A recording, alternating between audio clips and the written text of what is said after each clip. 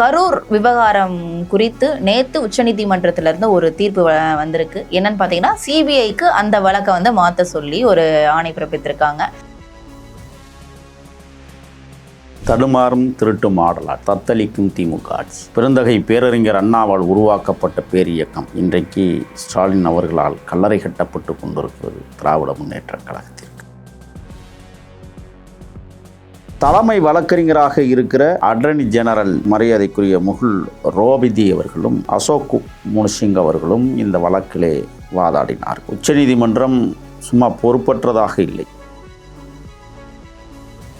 இப்பதான் வளர்ந்து வர கட்சி அப்படிங்கிறதுனால கொஞ்சம் திமிர்த்தனத்தோடு எகத்தாளத்தோடு 10 ரூபா பாட்டுகளுக்கு 10 ரூபாய்னு பாட்டு ஆரம்பிக்கும் போதே உள்ள தடியடி நடத்திய கும்பல்கள் யார்?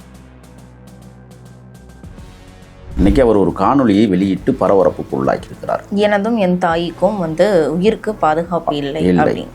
இப்போ நான் என்ன கேட்குறேன்னா, எடப்பாடியார் 179 இடங்களை தாண்டி பேசி கொண்டிருக்கிறார். எங்காவது ஒரு சிறு கீறல், எங்காவது ஒரு சிறு சம்பவம் உங்களால் நடத்த முடியுமா? கண்டிப்பா சார். ஆனால் இப்போ இந்த சிபிஐக்கு எத்தனையோ வழக்குகளை தமிழ்நாட்டில இருந்து மாற்றப்பட்டது. இதுக்கு முன்னாடி ஸ்டெர்லைட்டாக இருக்கட்டும், சாத்தான்குளமாக இருக்கட்டும், இப்போ அஜித்குமாரோடைய வழக்காக இருக்கட்டும், எத்தனையோ வழக்குகளை சிபிஐக்கு மாற்றப்பட்டு இன்னுமே அதற்கான தீர்வு கிடைச்சிருக்கா அப்படின்னா பெரிய கேள்விக்குறி தான்.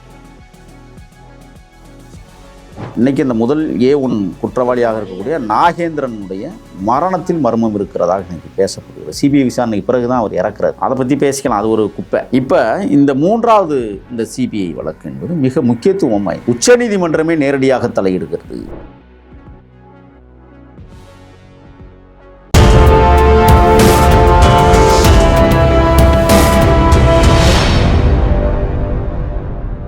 யூ தமிழ் நேயர்களுக்கு வணக்கம். நான் உங்கள் பிருந்தா சங்கர். இன்று நம்மோடு சிறப்பு விருந்தினராக இணைந்திருப்பது தமிழ் தேசிய ஆதரவாளர் முகில் அவர்கள். வணக்கம் சார். வணக்கம். இப்போ கரூர் விவகாரம் குறித்து நேற்று உச்சநீதிமன்றத்திலிருந்து ஒரு தீர்ப்பு வந்திருக்கு. என்னன்னு பார்த்தீங்கன்னா, சிபிஐக்கு அந்த வழக்கை மாற்ற சொல்லி ஒரு ஆணை பிறப்பித்திருக்காங்க. அதுக்குண்டான நடவடிக்கைகள் எடுத்துட்டு இருக்காங்க. அதற்கு முன்பு பார்த்தீங்க அப்படின்னா, அங்கே இருக்கக்கூடிய சில பிரச்சனைகள் நிறைய வீடியோஸ் சமூக வலைதளங்களில் வந்துட்டு இருந்ததை நீங்கள் பார்த்துருப்பீங்க. அதை திமுகவில் இருக்கக்கூடிய ஒரு சில நபர்கள் இந்த மாதிரி சொல்லுங்க, அதாவது தமிழ்நாடு அரசிற்கும் இந்த சம்பவத்திற்கும் எந்த ஒரு சம்பந்தமும் இல்லை அப்படின்னு சொல்லுங்க அப்படின்னு சொல்லிட்டு அந்த பாதிக்கப்பட்ட நபர்கிட்டையும் சொல்றாங்க. அது மட்டும் இல்லாமல் இன்ஸ்டால இருக்கக்கூடிய இன்ஃப்ளூயன்சர் கிட்டலாம் நான் அதாவது தமிழ்நாடு அரசிற்கும் இதுக்கும் எந்த சம்பந்தமும் இல்லை அப்படின்னு நீங்க சொல்லுங்கன்னு சொல்லிட்டு அவங்களுக்கு சம் அமௌண்ட் கொடுத்து இந்த மாதிரி எல்லாம் திமுக சைட்ல இருந்து ஒரு வேலை பார்த்துட்டு இருக்கிறதா இப்போ ஒரு நியூஸ் வந்திருக்கு. இது எந்த அளவுக்கு உண்மை அப்படின்றது தெரியல. இது உண்மைதானா? நீங்க எப்படி பாக்குறீங்க இந்த சம்பவத்தை? தடுமாறும் திருட்டு மாடலாட்சி, தத்தளிக்கும் திமுக ஆட்சி. பெருந்தகை பேரறிஞர் அண்ணாவால் உருவாக்கப்பட்ட பேரியக்கம் இன்றைக்கு ஸ்டாலின் அவர்களால் கல்லறை கட்டப்பட்டு கொண்டிருக்கிறது திராவிட முன்னேற்ற கழகத்திற்கு. பழிச்சுமைகளை சுமந்த இயக்கம் இன்றைக்கு பழி சொல்லுகிறது. அளவற்ற இன்னல்களை சுமந்த பேர் இயக்கம் திராவிட முன்னேற்ற கழகம் இன்றைக்கு திசை மாறிக்கொண்டிருக்கிறது என்றால் ஆளுமை சரியில்லையா, அவசர கதியில் பொறுப்பாளர்கள் நடந்து கொள்கிறார்களா என்கிற கேள்விக்கணை இருக்கிறது. எனக்கு தெரிஞ்சு எடப்பாடியார் அவர்கள் இந்த கரூர் விடயத்தில் 43 கேள்விகளை முன்வைத்தார்.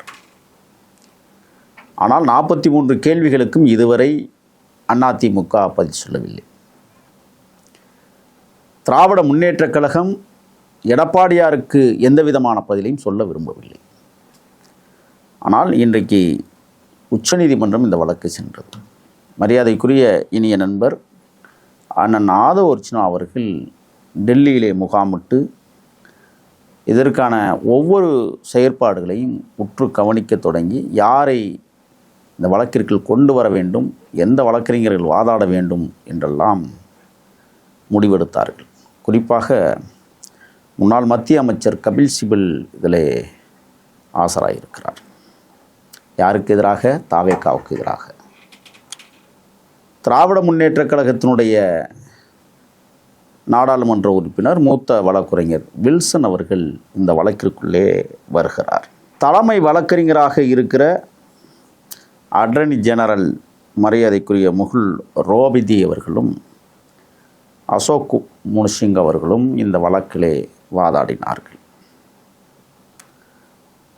உச்சநீதிமன்றம் சும்மா பொறுப்பற்றதாக இல்லை. மதுரை உயர்நீதிமன்ற கிளையில் 5 வழக்குகளை 2 நீதியரசர்கள் விசாரித்து வருகிறார்கள். அது வழக்கு இன்னும் போய் கொண்டிருக்கிறது. ஆனால் சென்னை உயர்நீதிமன்றம் ஏன் விசாரித்தது என்பதை நாம் பேசியிருக்கிறோம் ஏற்கனவே. அதுக்கு எந்த விதமான முகாந்திரமும் இல்லை. உங்களுக்கு எடுத்துக்காட்டாக சொல்வேன். கள்ளக்குறிச்சி கனியாமூர் ஸ்ரீமதியினுடைய மரணத்தில் ஏற்கனவே சொன்னதை போலத்தான் அந்த பள்ளி தாளாளர் உள்ளிட்ட செயலாளர் 5 பேரை இந்த வழக்கில் விடுதலை செய்வதா வேண்டாமா என்ற கருத்து. மாண்புமிகு நீதியரசர் இளந்திரையன் அவர்கள் பிணையில் விடுவதா வேண்டாமா என்கிற 2 வார்த்தைகளுக்கு பதில் சொல்லாமல் அங்கே வேலை செய்த பள்ளி ஆசிரியர் பெருமக்கள், அறிவுபூர்வமானவர்கள், நாணயமானவர்கள், அந்த பள்ளிக்கூடம் மிகச்சிறந்த பள்ளிக்கூடம் என்றெல்லாம் விசாரணை தொடங்குவதற்கு முன்னாலேயே ஒரு இறுதி தீர்ப்பை சொல்லுவது போல வழங்கினார். அன்றைக்கு காவல்துறையினுடைய மூத்த அதிகாரி சைக்கிள் ஓட்டி சைலேந்திர பாபு இந்த வழக்கை தொடங்குவதற்கு முன்னாலேயே இதே போன்ற ஒரு சான்றிதழை அந்த பள்ளிக்கு வழங்கினார். இன்னும் கூடுதலாக சொன்னால், நான் அந்த பள்ளிக்கு அடிக்கடி சென்று வருவேன், நிகழ்ச்சிகளுக்கு போய் வருவேன் என்று கூட சொன்னார். ஸ்ரீமதியினுடைய தாயார் மரியாதைக்குரிய சகோதரி செல்வி அவர்கள் இதை டெல்லிக்கு கொண்டு போனார்கள், உச்சநீதிமன்றத்திற்கு. சித்தார்த் லுத்ரா அவர்கள் இந்த வழக்கிலே வாதாடினார். அன்றைக்கு இங்கே இவர்கள் கொடுத்த தீர்ப்பானது பிணையில் விடுவித்து விட்டார் இளந்திரையன் அவர்கள். ஆனால் அதற்கு முன் உதாரணங்கள், அவர் பேசிய வார்த்தைகள் உச்சநீதிமன்றத்தில் பெரிய அதிர்ச்சிக்குள்ளாக்கியது. விவாதங்கள் வைக்கப்பட்டிருந்தாலும் கூட உச்சநீதிமன்ற மாண்புமிகு நீதியரசர் அவர்கள் இளந்திரையனுக்கு சரியான குட்டை வைத்தது. எப்படி நீ இந்த கருத்துக்களை பூர்வாங்க விசாரணை தொடங்குவதற்கு முன்னாலேயே சொல்லலாம் என்று. அது சொன்னதோடு மட்டுமல்ல, அதை குறிப்பிலிருந்து அப்புறப்படுத்தப்பட வேண்டும் என்றெல்லாம் உத்தரவிட்டார்கள், நீக்கினார்கள். கள்ளக்குறிச்சியாவது சென்னை உயர்நீதிமன்றத்துக்குள் வரையறுக்கப்பட்ட எல்லைக்குள் வருகிற மாவட்டம். கரூர் சென்னைக்கு தொடர்பில்லாத மாவட்டம். ஆனால் மதுரையிலே ஏற்கனவே 5 வழக்குகள் டிவிஷன் பெஞ்சிலே போய் கொண்டிருக்கிறது என்று நீதியரசரிடத்தில் இந்த நேரத்தில் அவசரமாக செந்தில்குமார் என்கிற ஒரு நீதியரசரை இங்கே நியமித்து பூர்வாங்க விசாரணையை தொடங்குவதற்கு முன்னாலேயே மரியாதைக்குரிய தலைவர், தமிழக வெற்றி கழகத்தின் நிறுவனர் மரியாதைக்குரிய விஜய் அவர்களை அவருடைய நடவடிக்கைகளை, அவருடைய செயற்பாடுகளை கேவலப்படுத்துவது போல தீர்ப்பை வழங்கினார். தலைமை பண்புக்கு பொறுப்பற்றவர். ஆனால் இன்றைக்கு தாவேகா தரப்பில் என்ன சொல்லப்பட்டிருக்கிறது என்றால், கூட்டம் முடிந்து மரணங்கள் நிகழ்ந்து கொண்டிருக்கிற போதே தலைவர் எல்லோரையும் பார்க்க வேண்டும் என்று ஆசைப்படுகிறார். மரியாதைக்குரிய ஆதவர்ஷனா அவர்கள் இன்னைக்கு அவர் காணொலியிலே பேசுகிற போது, கரூருக்குள் நாங்கள் நாமக்கல்லில் இருந்து வருகிற போது எந்த மாவட்டத்திலும் வரவேற்காத காவல்துறை எப்படி கரூரில் எங்களை வரவேற்றது? இந்த இடத்தில்தான் நீங்கள் நிறுத்தப்பட வேண்டும் வாகனத்தை என்று எங்களுக்கு உத்தரவிட்டதே காவல்துறை தான். இன்னும் சொல்ல போனால், எல்லோரும் பேசுகிறார்கள், நாங்கள் சீக்கிரம் வரல, அதனால தான் இந்த கூட்ட நெரிசலில் இவ்வளோ பேர் செத்தாங்க. எங்களை அந்த நேரத்துக்கு வரவழைத்ததே காவல்துறை தான். எங்களுக்கு ஒதுக்கப்பட்ட நேரம் மாலை 3 மணிலேருந்து இரவு 10 மணி வரை. தளபதி விஜய் அவர்கள் 7:05க்கெல்லாம் உள்ளே வந்துட்டார். ஒதுக்கப்பட்ட நேரத்துக்குள்ளாகவே வந்து விட்டார். அப்படி என்றால் அதிபயங்கரமான கூட்டங்கள் கூடுகிறது என்று தெரிந்தும் கூட உளவுத்துறை தவறவிட்டது ஏன்? எப்படி விஜயை அனுமதித்தார்கள்? நாமக்கலிலேயே தடை போட்டிருக்கலாமே. இந்த விவாதங்கள் இன்றைக்கு எழுந்து கொண்டிருக்கிறது. காவல்துறை மீது பகிரங்கமாக குற்றச்சாட்டுகளை தேர்தல் மேலாண்மை பொதுச் செயலாளர் மாண்புமிகு ஆதவர்ஷனா அவர்கள் இன்றைக்கு விவாதத்தை தொடங்கி வைத்திருக்கிறார். உச்சநீதிமன்றத்தில் இந்த தீர்ப்புக்கு இதற்கான இந்த விவாதங்கள் நடந்து கொண்டிருக்கிற நேரத்தில் சம்பவம் நடைபெற்ற இடத்தில் இறந்து போனவர்களுடைய உறவினர் என்று சொல்லக்கூடிய 2 நபர்கள் தானாகவே முன்வந்து உச்சநீதிமன்றத்தில் எங்களுக்கு நீதி தமிழ்நாட்டில் கிடைக்காது, கொலை செய்தவர்களே நீதியை எப்படி கொடுக்க முடியும் என்று சொல்லி டெல்லி உச்சநீதிமன்றத்திற்கு அவர்கள் சென்றார்கள். அவர்கள் தனியாக வாதாடினார்கள், தனியாக வழக்கறிஞர்கள் வைத்தார்கள். அதிலே மிக முக்கியமானது பிரபாகரன். இன்னைக்கு அவர் ஒரு காணொளியை வெளியிட்டு பரபரப்புக்கு உள்ளாக்கியிருக்கிறார். எனதும் என் தாய்க்கும் உயிருக்கு பாதுகாப்பு இல்லை இல்லை. இப்போ நான் என்ன கேட்குறேன்னா, எடப்பாடியார் 179 இடங்களை தாண்டி பேசி கொண்டிருக்கிறார். எங்காவது ஒரு சிறு கீறல், எங்காவது ஒரு சிறு சம்பவம் உங்களால் நடத்த முடியுமா? நீங்கள் அங்கே நடத்தினால் என்ன செய்யப்படும் என்பதை இந்த திருட்டு மாடல் அரசு உணர்ந்துதான் எதையும் செய்ய மறுக்கிறது. விஜய் கிள்ளுக்கீரை இப்பதான் வளர்ந்து வர கட்சி அப்படிங்கிறதுனால கொஞ்சம் திமிர்த்தனத்தோடு எகத்தாளத்தோடு 10 ரூபா பாட்டுகளுக்கு 10 ரூபாய்னு பாட்டு ஆரம்பிக்கும் போதே உள்ள தடியடி நடத்திய கும்பல்கள் யார்? அது மட்டுமல்ல, காவா கட்டியிருக்க அந்த காவாயில் மேலே பலகை போட்டிருக்காங்க. ஒரு கூட்டம் அமுக்கும் போது அந்த காவாய்க்கில் பலகை உடஞ்சி விழுந்தவங்களே 10 பேர் செத்துருக்கான், சாக்கடைக்கில் விழுந்து. இதை திட்டமிட்டு செய்தவர்கள் யார்? ஊழல் துறை அமைச்சர் ஒருவர் இன்னமும் வாழ்ந்து கொண்டிருக்கிறார், முன்னாள் அமைச்சராக இருக்கிறார். அவரா? நேரடியாக குற்றம் சாட்டலாம். நீதிமன்ற விசாரணைக்குள் இந்த செந்தில் பாலாஜியை கொண்டு வருவார்கள். கண்டிப்பாக குற்றவாளி கூண்டிலே நிறுத்தப்படுவீர்கள். ஏற்கனவே கொள்ளையடிச்சதற்காக நீதிமன்றம் போயிட்டுருக்கு. கண்டிப்பாக சார். ஆனால் இப்போ இந்த சிபிஐக்கு எத்தனையோ வழக்குகளை தமிழ்நாட்டில இருந்து மாற்றப்பட்டது. இதுக்கு முன்னாடி ஸ்டெர்லைட்டா இருக்கட்டும், சாத்தான்குளமா இருக்கட்டும், இப்போ அஜித்குமாரோடைய வழக்கா இருக்கட்டும், எத்தனையோ வழக்குகளை சிபிஐக்கு மாற்றப்பட்டு இன்னுமே அதற்கான தீர்வு கிடைச்சிருக்கா அப்படின்னா பெரிய கேள்விக்குறி தான். இந்த வழக்கும் அப்படிதான் 10ஓட 11 தானே சார் சிபிஐ கையாளும்? சரியான கேள்வி நீங்கள் கேட்குறீங்க. இப்போ அஜய் ரஸ்தோகி அவர்களுடைய தலைமையில் கண்காணிப்பு குழுவை உச்சநீதிமன்றம் நிறுவியிருக்கிறது. 2 பேர் கொண்ட ஐபிஎஸ் தலைமையில். ஐபிஎஸ் இல்லை, அது மட்டும் இல்லை, முன்னாள் உச்சநீதிமன்றத்தினுடைய அவருடைய தலைமையில் 2 ஐபிஎஸ் சேர்ந்த குழு இருக்கு. இதை நேரடியாக கண்காணிக்கிறது சிபிஐ விசாரணையில். நீங்கள் அஜித்குமார் விசாரணையில் மதுரை மாவட்டத்தினுடைய உயர்நீதிமன்ற மாவட்ட அமர்வு கண்காணிப்பதற்கு போட்டிருந்தாங்க. அவங்க சிபிஐ விசாரணையை கொண்டாந்து கொடுத்தாங்க, தூக்கி வீசினாங்க. விசாரணைகள் குழப்படி இருக்கிறதுன்னு திருப்பி அது விசாரணை போய்கிட்டுருக்கு. ஆனால் நாம்சாங் அவர்களுக்கும் சிபிஐ விசாரணை போடப்பட்டிருக்கிறது. சிபிஐ விசாரணையை தொடங்கிட்டாங்க. இன்றைக்கி இந்த முதல் A1 குற்றவாளியாக இருக்கக்கூடிய நாகேந்திரனுடைய மரணத்தில் மர்மம் இருக்கிறதாக இன்றைக்கி பேசப்படுகிறது. சிபிஐ விசாரணைக்கு பிறகு தான் அவர் இறக்குறாரு. அதை பற்றி பேசிக்கலாம், அது ஒரு குப்பை. இப்போ இந்த 3வது இந்த சிபிஐ வழக்கு என்பது மிக முக்கியத்துவம் வாய்ந்தது. உச்சநீதிமன்றமே நேரடியாக தலையிடுகிறது. முன்னாள் நீதியரசர்களை கொண்டு இது திருப்பி பார்க்கப்படுகிறது. மற்ற வழக்குக்கு இதுக்கும் உள்ள வித்தியாசம் அதுதான். அதனால் இதில் இப்போ நீங்கள் மதுரை நீதிமன்றத்தில், மாவட்ட நீதிமன்றத்தில் அஜித்குமார் வழக்கில் என்ன செய்கிறாங்கன்னா, அப்டேட் என்ன அங்கே நடக்குதோ அதை உடனடியாக தகவல் சொல்லணும். இப்போ இங்கேயும் அதே தான். அது மாவட்ட அளவில் போடப்பட்டிருக்கிறது, இது இந்திய லெவலில் போடப்பட்டிருக்கிறது, மாநிலம் கூட இல்லை. அப்போ இவர்கள் திட்டமிட்டு இந்த வேலையை செய்ய. நான் கேட்குறேன், இந்த வழக்கில் தாவேகாவினுடைய மாவட்ட செயலாளர் 3 பேரை கைது செய்தார்கள். திண்டுக்கல் மாவட்டத்தினுடைய செயலாளர் நிர்மல்குமார் இன்றைக்கு விடுதலை செய்யப்பட்டிருக்கிறார். அது இல்லாமல் மாநில துணை பொதுச் செயலாளர் நிர்மல்குமார், அண்ணன் ஆதவர்ச்சனா அவர்கள், அதோடு புஷி ஆனந்த் அவர்கள், இவர்கள் மீது போடப்பட்டிருக்கிற வழக்குகளில் வெளிப்படையாகத்தானே இருக்கிறாரு ஆதவர்ச்சனா. ஏன் கைது பண்ணலாம்? இனிமேல் அந்த வழக்குகள் செல்லாது. புஷ்லி ஆனந்த் அவர்கள் எதற்கு மறைமுகமா இருக்காங்க? நல்ல கேள்வி. என்னன்னா, தவறு செய்யாதவன் மீது வழக்கு எதற்கு? ஏன் கைது? தவறு செய்யலாம் அந்த இடத்துல சொல்லலாமே சார்.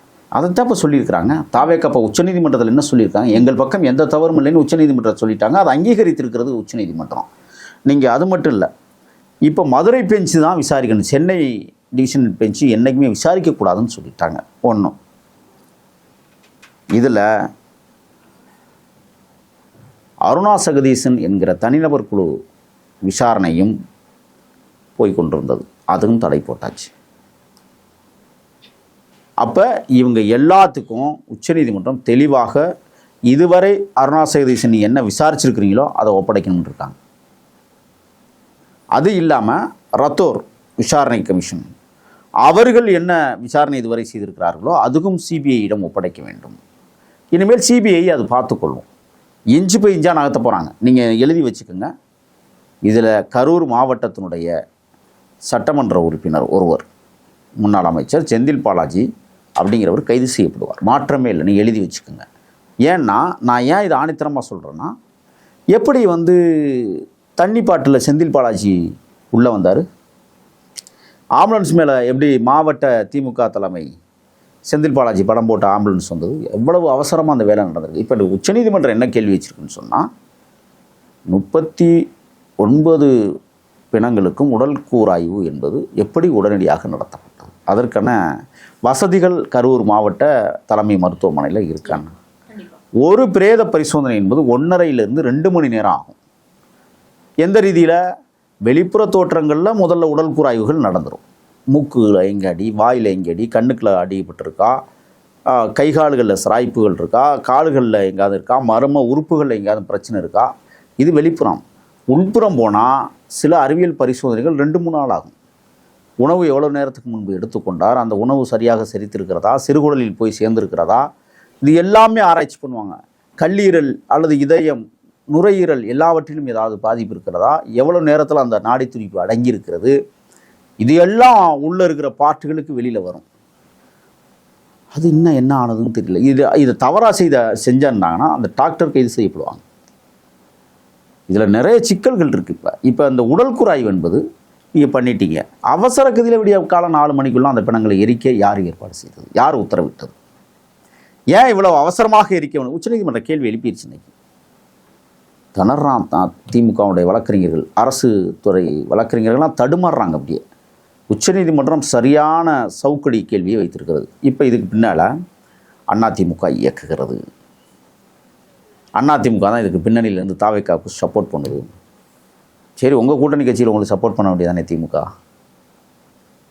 என்றால், இவர்கள் பணம் திண்ணிகளின் பிண அரசியலை நடத்துகிறார்கள். இதுதான் இப்போ நடந்துக்கிட்டு இருக்கு. இவங்க பிண அரசியலை வைத்து எப்படியாவது தமிழ்நாட்டை மறுபடியும் வெல்ல வேண்டும் என்கிற ஒரு உத்வேகத்தோடு நடந்த சம்பவம் தான் கரூர் சம்பவம். 41 தமிழர்கள் நாம் இழந்திருக்கிறோம். யார் இதற்கு பின்னணி பொறுப்பு? உச்சநீதிமன்றம் மிக விரைவில் மிக தெளிவாக இதற்கான அறிக்கையை கொடுக்க இருக்கிறது. உச்சநீதிமன்றம் ரொம்ப தெளிவாக களத்தில் இறங்கிட்டாங்க. யாராச்சும் நான் கேட்குறேன், இந்த கதர் நாங்கள்ல 10 நாட்களாக விஜயை வச்சு என்னென்னமோ போட்டானுங்கள்ல, எவ்வளவு கேவலமாக உருட்டணுமோ அவ்வளோ கேவலமாக உருட்டினவங்களாம் இப்போ எங்கே போயிட்டீங்க? அநேகமாக எனக்கு தெரிய இந்த சம்பவம் திட்டமிட்டு நடத்தப்பட்டது அப்படின்னு சொல்லி பேசுனது நாமளாக தான் இருக்குன்னு நினைக்கிறேன். அதுதான் இன்றைக்கி போய்கிட்டு இருக்கு. நிறைய பேர் என்னென்னா கைது படலத்துக்கு பயந்துக்கிட்டே பேசாமல் இருந்தாங்க. ஆனால் நம்ம துணிச்சலாக இல்லை, இதுக்கு பின்னணியில் மறைந்திருக்கிற மர்மங்கள் நிறைய இருக்குது அப்படிங்கிறத நம்ம கொண்டு வர்றோம். இப்போ திருட்டு மாடல் ஆட்சியில் 2.0 அப்படிங்கிறது ஒன்று இருக்குது. அந்த 2.0லாம் இதெல்லாம் சேர்த்து கொள்ளப்படும். 41 பிணங்கள் இப்பொழுது அப்படின்னா அடுத்து 82 ஆகும். அதானே 2.0ங்கிறது. இப்போ 1.0 போயிட்டுருக்கு. அப்போ இவர்கள் திட்டமிட்டு விஜயை காலி செய்ய வேண்டும், விஜயை ஒடுக்க வேண்டும், விஜயை அழிக்க வேண்டும் என்று இப்போ அவங்க கையில் எடுத்தது இவர்கள்தான் அழிந்து கொண்டிருக்கிறார்கள், இவர்கள்தான் இப்பொழுது அடக்கப்பட்டு கொண்டிருக்கிறார்கள் என்பதை உணர வேண்டும். இப்போவும் நான் சொல்கிறேன், தமிழ்நாட்டில் மிகப்பெரிய போட்டி காத்திருக்கிறது. அந்த இடத்தில் திமுக என்கிற கட்சியே இல்லை, நசுக்கப்பட்டு விட்டது இந்த மக்களால். இப்போ நீங்கள் மக்கள்கிட்ட போய் கேளுங்க, யாருக்கு நீங்கள் வாக்களிப்பீங்க? அதிமுக, தாவேக்கா ரெண்டும் கூட்டு சேர்ந்தா சிறப்பு, அப்படி தான் பேசுகிறாங்க. கூட்டு சேர வேண்டும் என்பது நம்மளுடைய விருப்பம். ஆனால் சேர்வார்கள் என்கிற நம்பிக்கையும் நமக்கு இருக்கிறது. ஏன்னா பொது எதிரியை வீழ்த்த வேண்டும் என்றால் கைகோர்த்து ஆதரவு எதிரிகளை கைகோர்த்து கொண்டுதான் ஆக வேண்டும் என்கிற அடிப்படை அரசியலை நிச்சயமாக விஜய் அவர்கள் படித்திருப்பார்கள் என்று நான் நம்புகிறேன். கண்டிப்பா விஜய் அவர்களுடைய மௌனத்தை வந்து நம்ம சம்மதம் அப்படின்னு நம்ம புரிஞ்சுக்கலாமா சார்? இல்லை, அது ஆதவர்ஸ் நான் சொன்னாங்க என்னென்னா 16 நாட்கள் நாங்கள் துக்க நாளாக இருந்தோம், நாங்கள் எதையுமே வெளியில் பேசலை. இப்போ நான் பேச தொடங்கிட்டேன், என்னை கொஞ்சம் தயவு செய்து பேச விடுங்கன்னு சொல்கிறாங்க. நீங்கள் கேட்ட கேள்வி புரிஞ்சது. மௌனம் சம்மதத்திற்கு அறிகுறியா? சிறப்பான கேள்வி தான், இருக்கலாம். ஏனென்றால் அரசியல் நோக்கர்கள் பல பேர் இன்றைக்கு சில ஆதாரங்களோடு அதிமுக தாவேகா கூட்டணி அமைந்தால் தமிழ்நாட்டில் என்ன நடக்கும் என்று சொல்லியிருக்கிறார்கள். திராவிட முன்னேற்றக் கழக கூட்டணியும் உடையும். நீங்கள் இன்னும் 6 மாதம் 7 மாதம் இருக்குல்ல, எந்த அவசரமும் பட வேண்டாம். ஜனவரி தை பிறந்தால் வழி பிறக்கும் என்பதைப் போல தை ஒன்று சுரவம் ஒன்று பிறக்கிற போது நிச்சயமாக தமிழ்நாட்டில் ஒரு மிகப்பெரிய கூட்டணி சிதறல்கள் உண்டு, கூட்டணி சேருதலும் உண்டு. அந்த கூட்டணி வலுவான கூட்டணியாக தமிழ்நாட்டில் அமையும். அது அதிமுக தாவேகா விசிக போன்ற கூட்டணி கட்சிகள் விரைவில் ஒருங்கிணைக்கும் என்கிற பெருத்த நம்பிக்கை. ஏன்னு கேட்குறீங்களா? இன்றைக்கி அண்ணன் எழுச்சி தமிழர் திருமா அவர்களுடைய வாகனத்திற்கு முன்பு இடிக்காத ஒரு சக்கர வாகனத்தை வைத்து பெரிய அரசியல் நடக்கிறது. இன்றைக்கு சாதிய வழக்கறிஞர் திட்டமிட்டு போட்ட சதி அப்படின்னு சொல்லியிருக்காங்களே. ஆமா, இப்போ அது சாதிய வக்கீல்கள் இன்றைக்கு போராட்ட களத்தில் இறங்கிட்டு இருக்காங்க. ஒரு பக்கம் சமத்துவ வழக்கறிஞர்கள் போராடுறாங்க, இன்னொரு பக்கம் ஜாதி வெறி பிடித்த வழக்கறிஞர்கள் போராடுறாங்க. யாருக்கு? அந்த ராஜீவ்காந்தி என்று இதிலிருந்து நீக்கப்பட்டவர், பார் கவுன்சிலிருந்து நீக்கப்பட்டவருக்காக ஆதரவாக பார் கவுன்சிலில் இருக்கிறவர்கள் வாதாடுகிறார்கள், போராடுகிறார்கள். எழுச்சி தமிழர் அவர்கள் இதை உற்று நோக்கி இருக்கிறார். ஏன் இந்த விஷயத்தை நான் உள்ளே கொண்டு வரேன்னா, இதுவரை திராவிட முன்னேற்றக் கழகத்தைச் சேர்ந்தவர்கள் அல்லது திருட்டு மாடல் ஆட்சியில் பங்கேற்றவர்கள் இதை பற்றி ஒரு வார்த்தை வராது பேசி வரலாறு உண்டா? ஏன் பேசலை? திராவிட முன்னேற்றக் கழகத்திலிருந்து அண்ணன் திருமாவின் காரை ஒருவன் இடிக்க மிரட்டுகிறான் என்றால் ஏன் திமுக இதற்கு இதுவரை ஒரு விளக்கம் கூட கொடுக்கல? புரியுதுங்களா உங்களுக்கு? என்ன திருமாவளவன் அண்ணா ரவுடிஷமா அப்படிங்கிற இடத்துக்கு தான் திமுக வருதே ஒழிய எந்த விதத்திலும் திருமா போன்ற அற்புத தலைவர்களை திமுக வளர்த்து விட. அதான் ஒரு சில விமர்சகர்களும் சரி மக்களும் சரி திமுக அப்படின்னாலே ரவுடிசம் பண்ணக்கூடிய கட்சின்னு நமக்கு தெரியும். அப்ப அதுல இருக்க கூட்டணி கட்சிகள் மட்டும் என்ன சரியாவா இருந்துற போது அப்படின்ற ஒரு பார்வையில தான் பாக்குறாங்க. இல்ல, இப்ப அதுதான் நான் சொன்னேன். என்னன்னா விசிகாவுக்கு ஏன் திமுக ஆதரவு தெரிவிக்கிறதுக்கு இந்த விஷயத்துல ஏன் திமுக மௌனமாக இருக்கிறது? அப்ப விசிகாவை கலட்டி விட வேண்டும் என்பதை முடிவெடுத்து விட்டார். அதனாலதான் அறிக்கை கொடுக்கல. இடிச்சிருந்தா தேவையில்லை நினைக்கிற கட்சி தான் திமுக. ஐயோ அவன் வாகனம் நொறுங்கலையா, அப்படி அவர் மேலே கேஸ் போடுறதுக்கு வாய்ப்பு இல்லையா, அப்படி எண்ணுகிற கட்சி தான் திமுக. ஆனால் அதோடு இந்த கூட்டணி பொருந்தாத கூட்டணி, கொள்கை இல்லாத கூட்டணி. திமுகவுக்கு கொள்கை இல்லை, ஆனால் கொள்கை உள்ள விடுதலை சிறுத்தைகள் எப்படி அதோட பயணிக்குதுன்னு எனக்கு தெரியல. வேற கசப்பாக அவரே சொல்லியிருக்கிறார். தலைவர் திருமாவே என்ன சொல்லியிருக்கிறாங்கன்னா, கசப்பான உணர்வுகளோடு தான் நான் கூட்டணி வைத்து கொண்டிருக்கிறோம். அவர் பல தடவை அதை சொல்லிட்டாரு. அந்த கசப்பு என்பது இன்னைக்கும் நாக்கில் ஒட்டி கொண்டிருக்கிறது. விரைவில் அது இனிப்பாக மாறும் என்கிற செய்தி. எடப்பாடியார் இன்றைக்கு வலிமையான ஆற்றல் மிகுந்த தலைவராக இன்னைக்கு தமிழ்நாட்டில் வலம் வந்து கொண்டிருக்கிறார். அவர் வேலை உண்டு, அவர் உண்டு. சரியாக அந்த அதிமுகவை வழி நடத்துகிறார். மிகப்பெரிய மாற்றத்தை தமிழ்நாட்டு அரசியல் களத்தில் உருவாக்கி கொண்டிருக்கிறார். அப்படி என்றால் எதிர்கால அரசியல் தன்மை 2026 ஒரு புதிய பூகம்பத்தை தமிழ்நாட்டில் உருவாக்கும். கண்டிப்பாக பொறுத்திருந்து தான் பார்க்கணும். நீங்கள் சொல்கிற மாதிரி ஒரு புதிய ஆட்சி அமைதா அப்படின்னு 2026 அரசியல் களத்தில் இருக்கக்கூடிய பல்வேறு விவரங்களை எங்களோட பகிர்ந்தமைக்கு நன்றி. நன்றி.